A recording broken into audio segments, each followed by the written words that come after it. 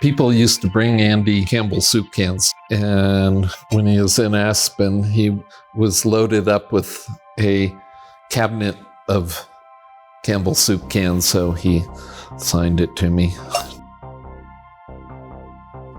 Andy had, of course, a huge impact on my life. Andy took Polaroids. We took Polaroids. Andy used the Minox camera. I love the Minox camera. We had a dialogue with each other of the love of capturing everything around you. I use the Polaroid Big Shot camera. That's a $19 plastic camera that Andy took all of his portraits with. Were made into the silk screens, and there was a factory preciseness to those because your focusing distance is only one place. So the framing is always exactly the same.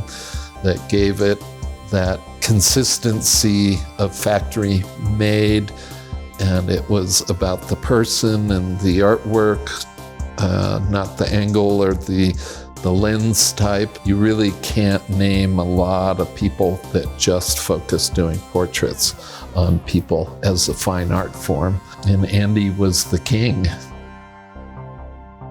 He was self-distributed, and so that was one of my jobs, was to open accounts for interview in new stores and clothing stores. And when you opened a new account, you would get a case of interviews, and the top interview would be signed by Andy.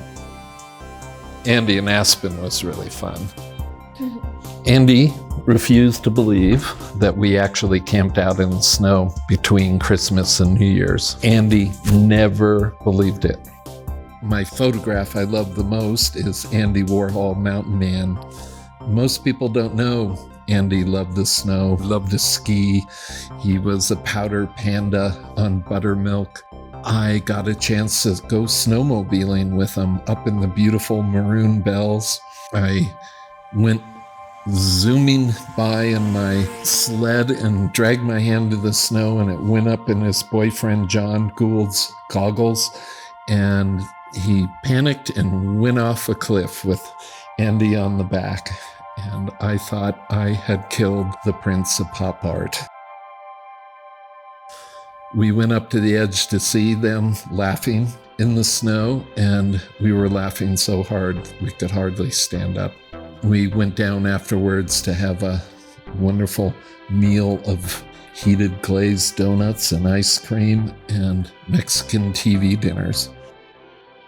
I did make phone calls, and he would take my phone calls, and he liked to hear my stories of the goings-ons in Colorado and in Aspen. Andy loved Aspen. It had all the trappings of celebrity and art. Andy was there in the 60s, the 70s. My window was the 80s, and it was a dream come true. Aspen was very lucky to have Andy.